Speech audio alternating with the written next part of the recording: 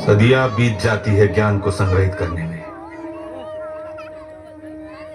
ये धर्म समीक्षा, ये नीति शास्त्र, ये वास्तुशास्त्र, ये नगर रचना शास्त्र, वैदिक शास्त्र क्या नहीं था यहां पर।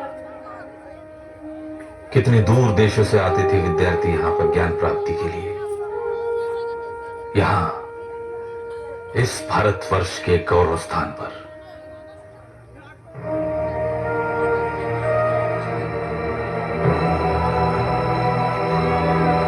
ये निरीह भिक्षुगण न जाने कितने दिन, कितने महीने, कितने वर्ष लगाए होंगे इन्होंने इन सब का निर्माण करने में। क्या अपराध था इनका? ज्ञान को संग्रहित कर लोगों तक पहुंचाना, क्या यह अपराध था इनका?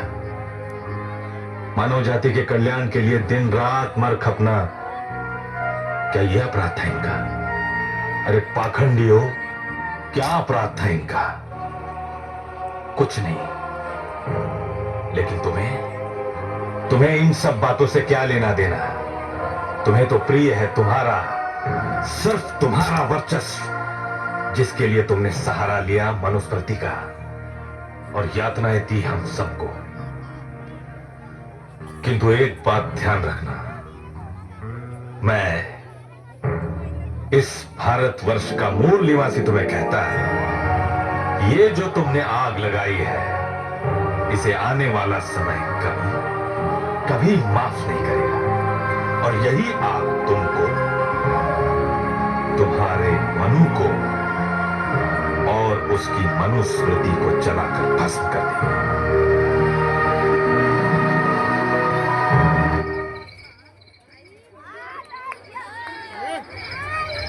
सत्यनापि शूद्रेण न कार्यो धन संचय।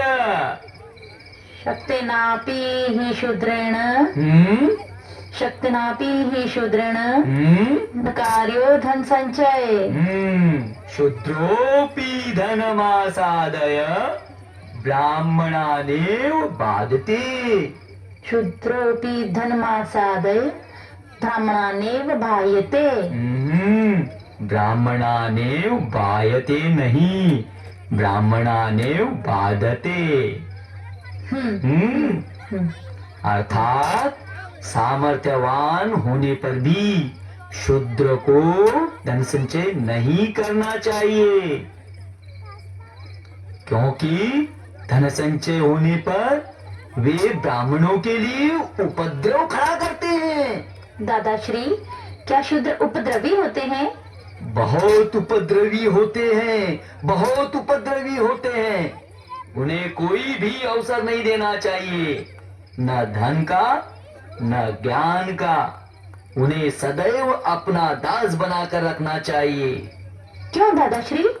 क्योंकि उन्हें अवसर मिले तो वे हमसे प्रतिशोध लेंगे बेटा। अच्छा? हम संख्या में कम हैं, किंतु ऐसी परिस्थिति में भी हमें अपने श्रेष्ठत्व का अधिकार खोना नहीं चाहिए। यही हमारा ब्राह्मण धर्म है। ये बात तुम्हें सदैव ध्यान में रखनी चाहिए, अपनी स्मरण में रखनी चाहिए, अब भी और जब तुम वयस्क हो जाओ तब भी, और निरंतर। जी दादाश्री।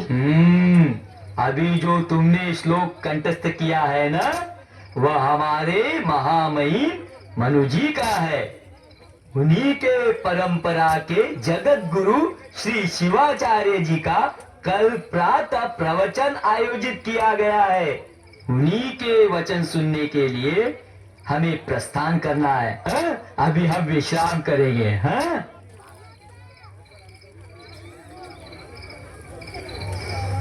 शक्तिनापि हि शूद्रेण न कार्यो धन संचय, शक्ति नापि हे शूद्रेण, न कार्यो धन संचय, शक्ति नापि हे शूद्रेण, न कार्यो धन संचय।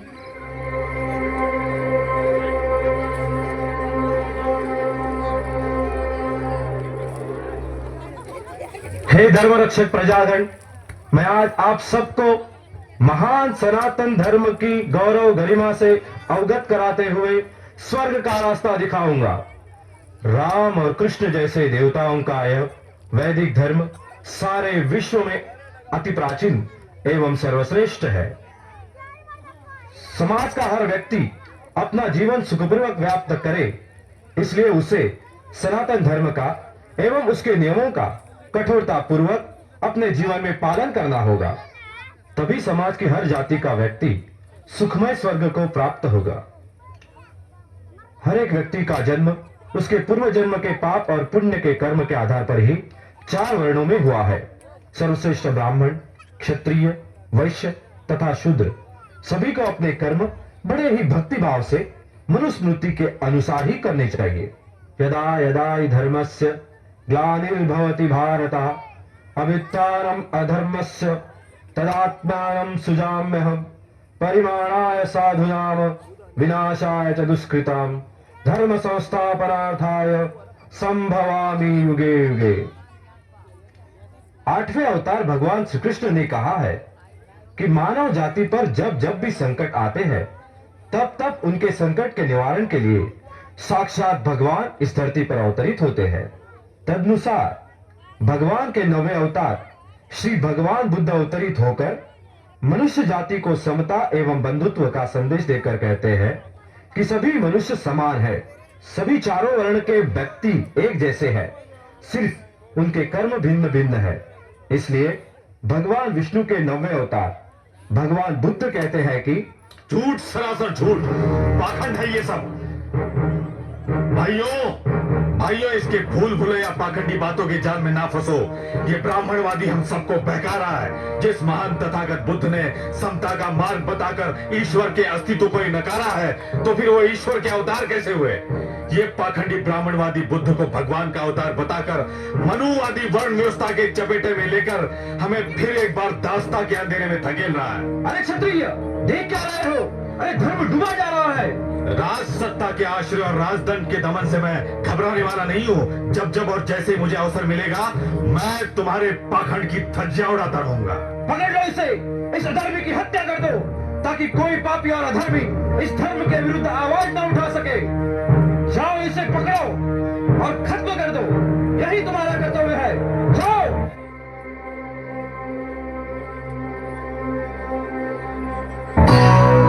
हे मनु महठगुआ, महठगुआ, महठगुआ हम जानी।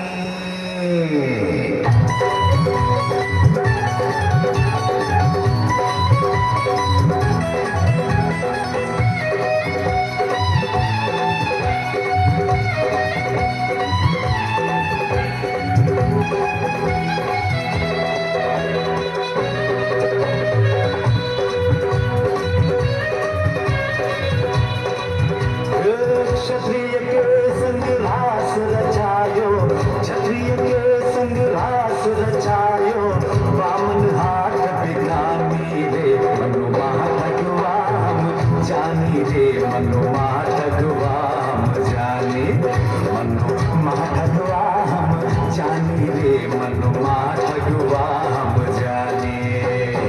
क्षत्रिय के